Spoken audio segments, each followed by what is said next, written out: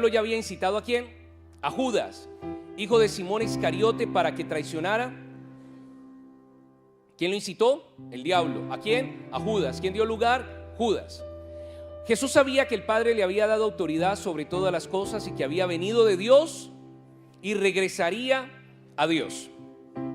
Así que se levantó de la mesa, se quitó el manto, se ató una toalla a la cintura y echó agua en un recipiente. Luego comenzó ¿a qué? A lavarle los pies a los discípulos y a secárselos con la toalla que tenía en la cintura. Cuando se acercó a Simón Pedro, este le dijo: Señor, ¿tú me vas a lavar los pies a mí? Jesús contestó: ahora no entiendes lo que hago, pero un día lo entenderás. No, protestó Pedro, jamás me lavarás los pies. Si no te lavo, respondió Jesús, no vas a pertenecerme. Entonces lávame también las manos y la cabeza, Señor, no solo los pies, exclamó Simón Pedro. A veces es difícil dejar que una persona nos sirva a nosotros. ¿A usted le ha sucedido alguna vez que alguien le quiere servir y usted dice: no es necesario? ¿Qué dijo Pedro? No, jamás me lavará los pies. Pero ¿sabe usted que esa actitud de Pedro de no permitir que Jesús le lavara los pies era una señal de orgullo? Como lo dice en Juan capítulo 13 versículo 8, donde dice: no me lavarás los pies jamás. Y Jesús le dice: si no te lavo los pies, entonces no vas a tener que. Así que Jesús quería servirle a Pedro, y Pedro se negó al servicio que Jesús quería hacerle. En ese tiempo era la tarea de los esclavos lavar los pies de las personas. O sea, una persona que era, no sé, educado, a otra persona educada no le lavaba los pies, porque usted y yo estamos en el mismo nivel. Tiene que ser alguien de otro nivel el que venga y nos lave los pies. Y en este caso era los esclavos. Y Jesús está sentado allí hablando de la cena, hablando ya del momento de partir, y se levanta de repente y dice: ahora yo les voy a enseñar a ustedes lo que es servicio. ¿Se imagina usted el Hijo de Dios se pone en una posición de qué? De esclavo, y comienza a lavarle los pies? Y Pedro dice: no. Así que Pedro estaba enamorado, Pedro estaba con su mirada fija en ese maestro, en ese Señor, pero cuando lo vio en condición de esclavo dijo no. O sea, no podía verlo a él en otra faceta. Muchos de nosotros nos gusta ver al Dios de justicia. A mí me gusta mucho ver al Dios de justicia, pero yo también tengo que aprender a recibir del Dios de amor. No, jamás. Solo Dios es justicia. No, Dios también le lava a uno los pies. Dios también es un Dios de amor. Hay otros que solo dicen: Él es un Dios de amor, pero Él también es un Dios de justicia. Así que uno tiene que aprender a conocer las diferentes facetas de Él. Él es el Dios que sana, pero también, mire, Él es un maestro, Él es la palabra. No solamente venga por un milagro, también reciba la palabra, edúquese.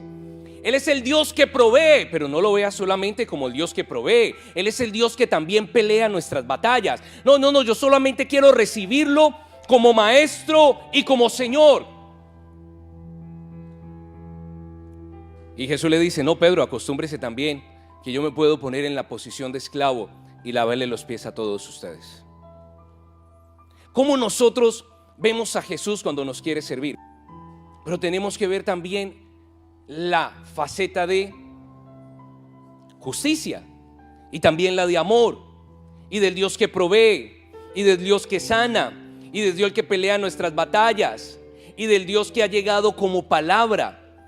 A algunos les gusta solamente una faceta de Él, y Él nos está enseñando a través de Pedro que nosotros debemos aprender a aceptarlo, a reconocerle y a recibir de la forma que Él se quiera manifestar. Yo sé que ahí va. Entonces, ¿qué le dijo Pedro? No. ¿A cuánto les gusta verlo aquí como el Dios que pelea nuestras batallas? ¿Y a cuánto les gusta verlo como Jehová Jireh? ¿Qué le gusta más? ¿El que pelea por usted o el que provee? Los dos. Pero Pedro decía: no, sí, también como esclavo vengo a servirte. Y continúa allí diciendo que si Pedro no hubiera permitido que Jesús le sirviera de esta manera, hubiera perdido una de las cosas más importantes que Jesús estaba tratando de enseñarle. Y luego ya sabe usted Pedro como exagerado: no, pues no, si me va a tener que lavar los pies para yo poder ser aceptado, pues báñeme hoy, báñeme todo. Ese Pedro que no tiene esa falta de dominio. Y Jesús le dijo: no, usted ya está limpio. Estaba hablando proféticamente, estaba hablando de su sacrificio, estaba hablando de su perdón y de su sangre. Jesús solamente dijo: hay uno, no digo quién, pero hay uno que ese sí no está siendo justificado, pero ya los demás han sido justificados. Así que Jesús le estaba enseñando a Pedro allí a aceptar su sacrificio. Le estaba enseñando algo muy importante, y era ser humilde. ¿Qué dijo, pastor? Humilde, del latín humilditas. Humilde. ¿Cuántos de ustedes conocen el significado de la palabra humildad? ¿Qué es humildad? A una persona que tenga dinero y sea muy amable. Eso es una persona humilde. ¿Qué es la humildad? ¿Qué es la humildad? Usted en casa, una persona humilde reconoce sus fallas, va bien, ahí está construyendo. Usted en el chat puede escribir qué es humildad, no se vale Google.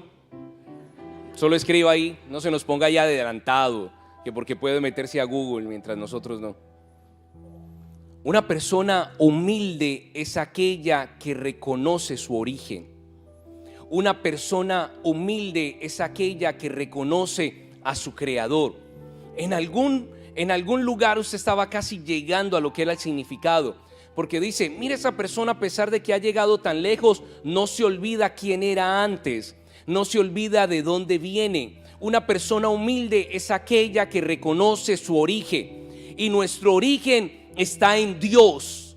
Así que la humildad está en reconocer que Él es nuestro Dios, que nosotros somos sus hijos, en reconocer que Él como Dios vino a servir a los demás y que nosotros también debemos servirle a los demás. Estamos viendo la manifestación del origen y nosotros también debemos actuar como el origen lo hizo. Así que, ¿qué es la humildad? Reconocer su origen. Y nuestro origen esa es una persona humilde. ¿Por qué, pastor? Porque al humilde Dios lo mira de cerca, porque está cerca al origen. Y al orgulloso, y usted estaba confundido, usted creía que si tenía mucho y era amable con usted, ¿qué tan humilde? La humildad no tiene que ver con dinero. Es más, la palabra pobreza no tiene que ver con dinero tampoco, o únicamente con dinero. Él es pobre porque no tiene dinero. Hay personas que tienen pobreza en su forma de comunicarse con los demás, que son pobres en sus relaciones. Hay personas que son pobres en la carencia de emociones sanas. Son pobres, sus emociones están dañadas. La pobreza no solamente se refiere a dinero. La humildad no solamente se refiere a que tenga dinero o no tenga dinero, si tiene dinero y es amable. La humildad está en que al humilde Dios lo mira de cerca y al orgulloso lo mira de lejos. Así que vamos a ver personas con recursos humildes porque están cerca de Dios. Personas que no tienen muchos recursos pero son humildes. ¿Por qué? Porque están cerca de Dios. Algunos tenían la idea de que cuando los invitaban a una casa de escasos recursos y los atendían muy bien, decían: hay una familia tan humilde, una casa tan humilde, unos hijos tan humildes. Entonces las personas comenzaron a decir que la humildad era no tener. No, la humildad es tener. Ser humilde es reconocer que usted tiene. Por eso algunos torcieron el diseño de pensar que cuando usted dice que tiene, ya se convirtió en orgulloso. Entonces la gente está teniendo una falsa humildad. El humilde no tiene. Y si tiene, ¿es qué? Orgulloso. Entonces, si no se tiene nada, para que la gente diga que es humilde, y para que no digan que usted es orgulloso, pues no tenga nada tampoco. La humildad es tener, porque si usted reconoce su origen y está cerca de Dios, usted va a tener. O sea que hay humildes que tienen demasiado. ¿Me sigue aquí?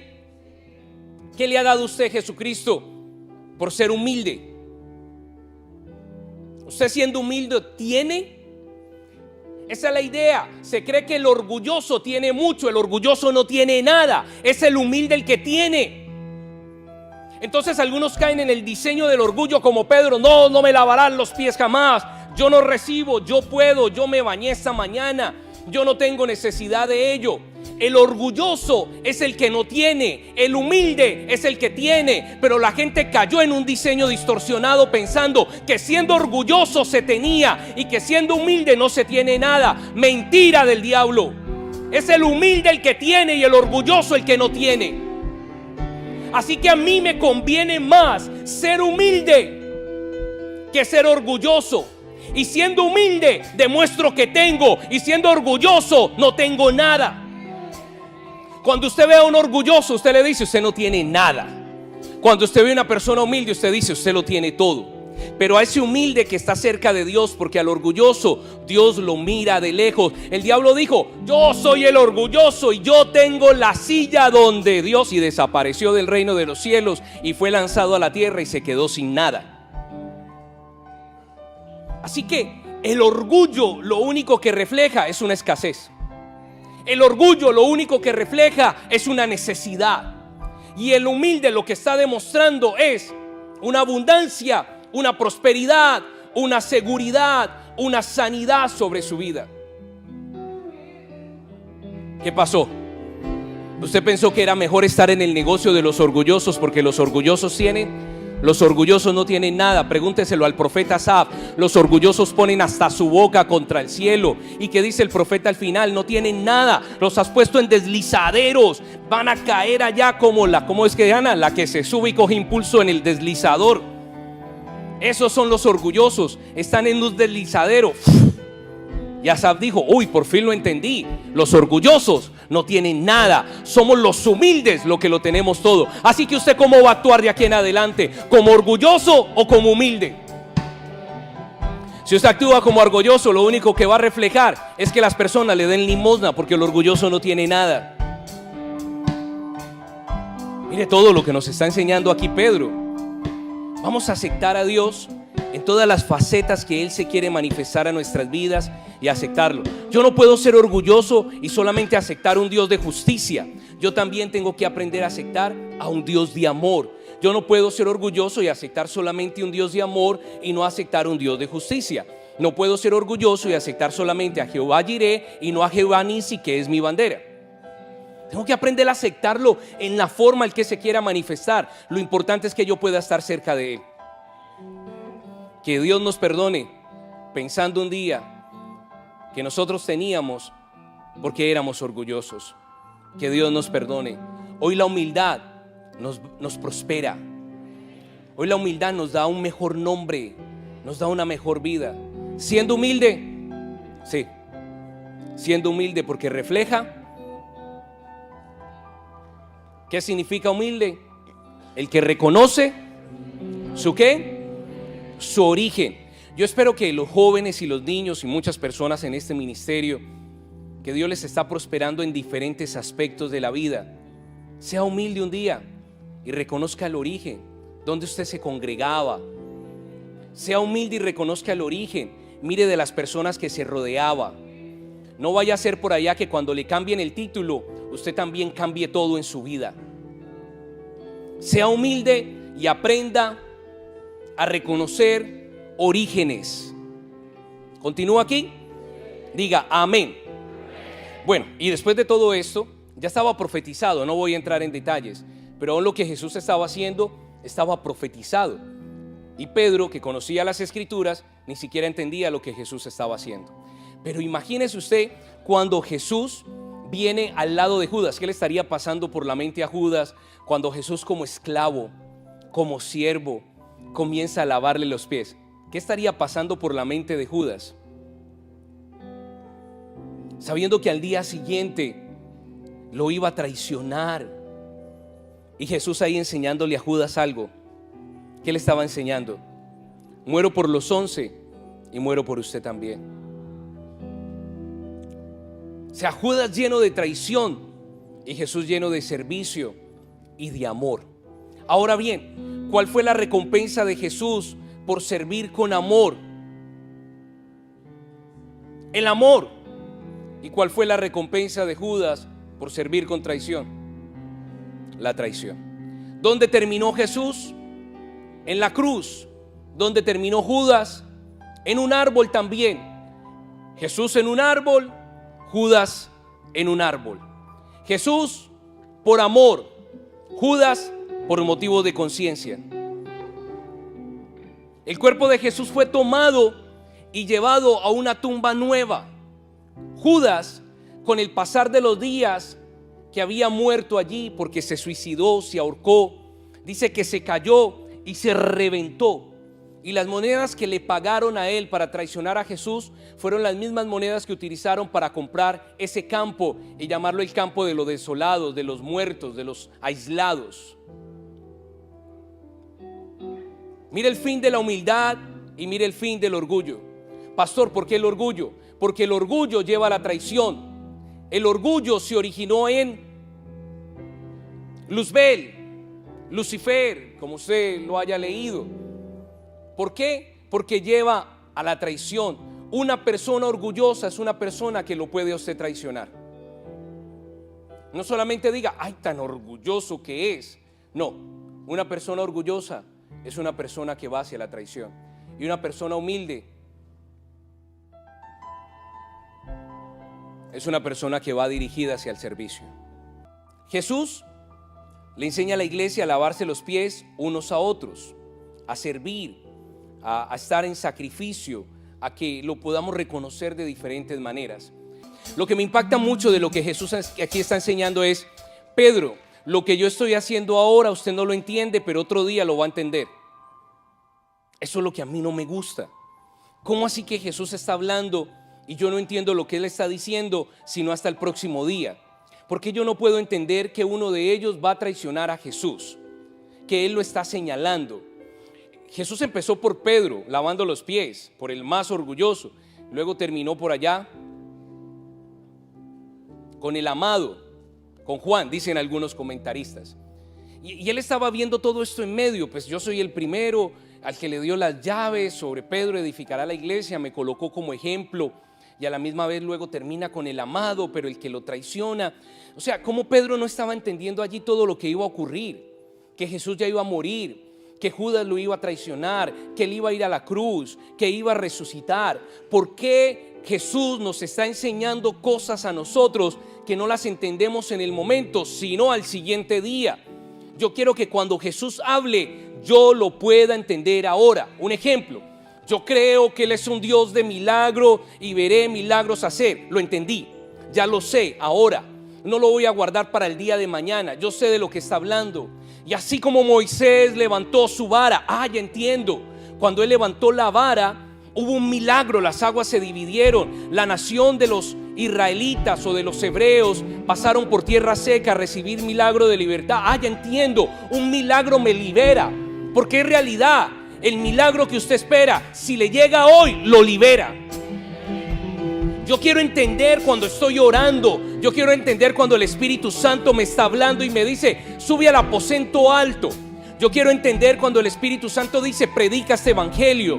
Yo quiero entender cuando Jesús dice: les voy a lavar los pies y no me voy a resistir. Porque las personas vienen a congregarse, a escuchar de parte de Dios, y no entienden lo que Dios está hablando hoy, lo entienden al día siguiente. Yo quiero entender hoy que Dios quiere hablar a mi vida. Y quiero entender mañana lo que Él está hablando para el día de mañana. Y quiero entender pasado mañana lo que Él está hablando para ese pasado mañana. Yo no puedo seguir congregándome viendo cómo Jesús hace cosas a mi favor y me está enseñando y yo no las entiendo ahora, sino dentro de un año, sino dentro de 5 años. Ya entendía lo que el pastor predicaba cuando, yo por qué no lo hice de esa forma. Ahora entendía lo que estaban ellos declarando. Yo por qué no lo entendí en ese momento, por qué lo dejé para el día siguiente. Yo sí escuché que hablaban del orgullo, pero yo no lo entendía. ¿Por qué yo me demoré para entenderlo? ¿Por qué me tardó meses? ¿Por qué me tardó años? Por eso yo creo que si usted llega delante de Jesucristo y lo entiende, inmediatamente cambia. ¿Por qué? Porque va a perder. Si usted no cambia hoy conforme a lo que Dios está hablando, va a perder. Va a perder recursos, va a perder relaciones, va a perder bendición, va a perder salud, va a perder fuerza, va a perder integridad, va a dañar sus emociones.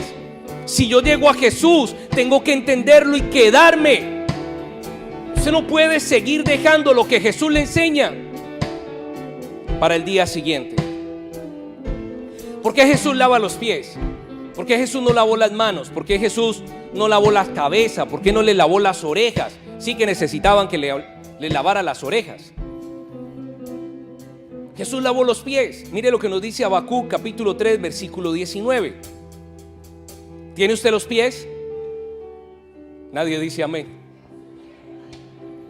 Hermano, revísese si usted trajo los pies. Mire, a ver, salí de tanto afán, pastor, que ni reparé, no me di cuenta. Si trajo los pies, dígale al de lado, revíseme a ver si fue que.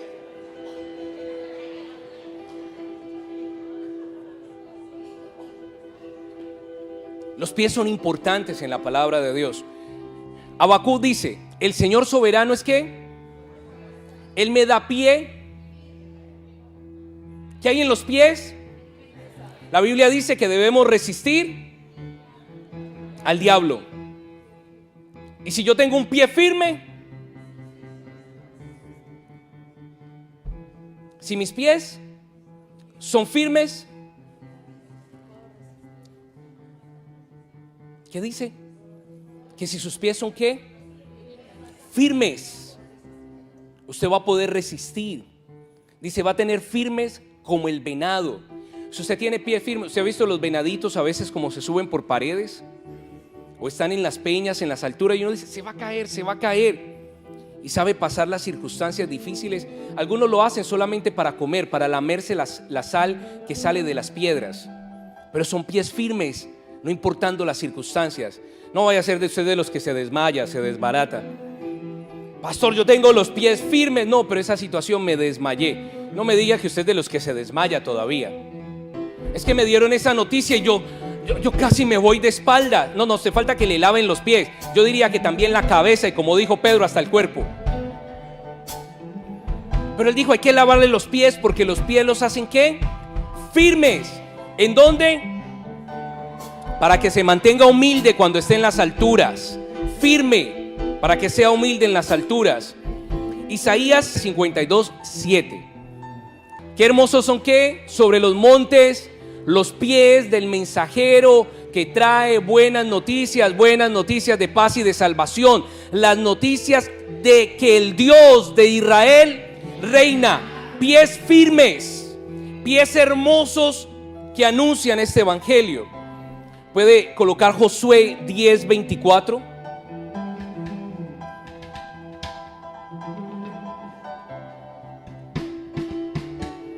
Cuando lo sacaron, Josué le dijo a los comandantes de su ejército, acérquense y póngales el pie. ¿Los pies para qué? Para traer justicia. ¿Que pongan qué? ¿La espada?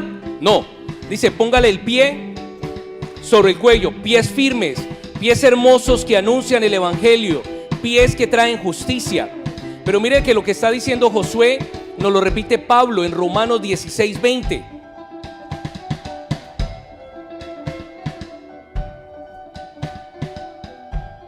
El Dios de paz pronto aplastará a Satanás. ¿Bajo qué? ¿Usted cree que Jesús les estaba lavando los pies solamente por lavarle los pies? Jesús les estaba enseñando: yo soy humilde y ustedes serán humildes, pero el que es humilde es firme. El que es humilde tiene pies para predicar este evangelio. El que es humilde tiene pie para ponerlo sobre el cuello de sus enemigos. El que se deja lavar los pies también le pone el pie en el cuello al diablo y dice: y pronto aplastarás a Satanás. Él dijo: yo le tengo que lavar los pies, Pedro. Usted tiene que entender ahora lo que le estoy haciendo, porque a mí me van a llevar preso, a mí me van a crucificar, y yo les estoy lavando los pies a ustedes para que sean firmes, para que no tengan temor y esos pies hermosos prediquen el evangelio, para que pongan el pie sobre el gallo, Pedro. Póngale el pie en el cuello al gallo, Pedro, para que el gallo no cante. ¿Para qué? Para que ustedes le puedan poner el pie a Satanás sobre su cabeza. Él sabía lo que estaba haciendo en ese momento, pero él dijo: ustedes no lo entienden ahora, lo entenderán después. Génesis capítulo 3 versículo 15. Mire lo que el diablo siempre le gusta atacar. Génesis 3:15.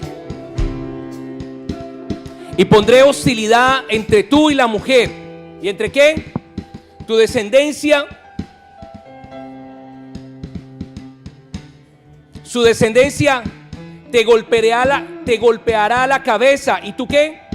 Le golpearás ¿qué? El talón o el calcañar. Es la planta del pie, la parte de atrás. ¿Qué le gusta atacar al diablo? No. ¿Qué le gusta atacar al diablo? La firmeza. ¿Qué le gusta atacar al diablo? La justicia. ¿Qué le gusta atacar al diablo? El servicio, el amor. ¿Qué le gusta atacar al diablo? Los pies. ¿Para qué? Porque si el diablo le ataca a usted el pie, si el diablo lo inhabilita, entonces usted no va a tener con qué poner un pie en el cuello de los enemigos, poner un pie en la cabeza del diablo. Jesús le partió la cabeza al diablo en la cruz, y el diablo intentó morderle los pies, y Jesús dijo: no, ya me los lavé. Yo creo que nosotros vivimos de la palabra de Dios, de un acto profético a otro acto profético, de un milagro a otro milagro. Yo creo que lo que no podemos hacer, Dios lo logra porque de la forma en que Él se revela. Así que hay muchas cosas que usted no las tiene, no porque usted no pueda tenerlas, sino porque no ha permitido que Dios se revele. Usted se quiere revelar y Dios le dice: está bien, vaya usted. Y uno dice: no, Señor, yo no puedo. Y Dios dice: me necesita, permítame, yo me revelo. Y Dios se revela. Josué capítulo 1 versículo 3. Yo os he entregado, como lo había dicho a Moisés, ¿todo qué? Mire, cuando yo llegué a este auditorio, yo lo primero que hice fue: usted ve dónde está el parqueadero, este lado, aquí había una puerta, y arriba de ustedes eran unas oficinas. Todo esto eran oficinas, un segundo piso y oficinas. Cuando el Señor abrió la puerta, yo le hice así, salté, y Él me miró extraño. Hoy no me ve tan extraño porque nos quedamos con las llaves, ¿verdad? Pero yo dije: no, yo ahí no voy a poner un pie, yo voy a poner los dos pies. Y Él me miró. Yo le dije: es que Dios, como le habló a Moisés y a Josué, también me habló a mí, que todo lo que pisara la planta de mi pie me pertenece. Y eso fue lo que yo hice. Vaya a las escuelas de sus hijos y ponga las dos plantas de los pies y diga: nos pertenece. Vaya a la universidad de sus hijos y ponga la planta de los dos pies y diga: nos pertenece este territorio. Llegue a su trabajo, vaya a los sitios de gobierno y ponga las plantas de los pies y diga: me pertenece. Porque en los pies hay autoridad. ¿Usted lo cree? Entonces diga: yo creo a ese Dios de milagros, yo creo a ese Dios de poder. Y veré milagros hacer, y veré milagros. Los que lo entienden hoy y no al día siguiente. Y veré milagros hacer,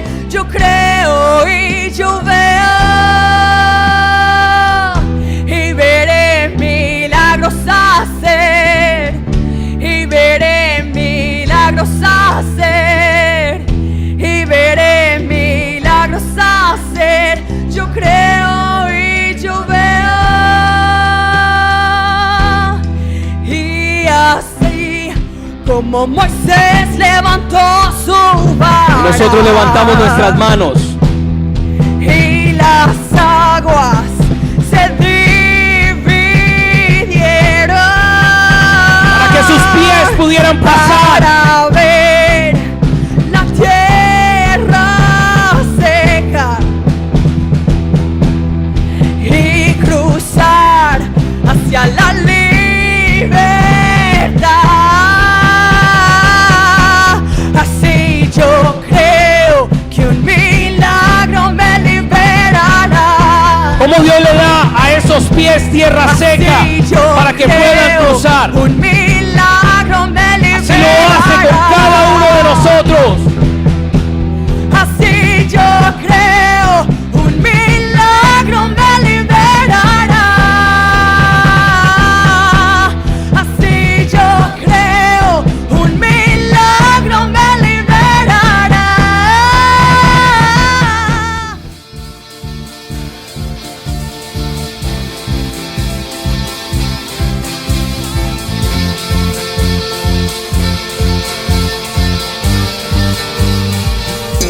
Tu fiel amor es mejor que la vida misma. Mis labios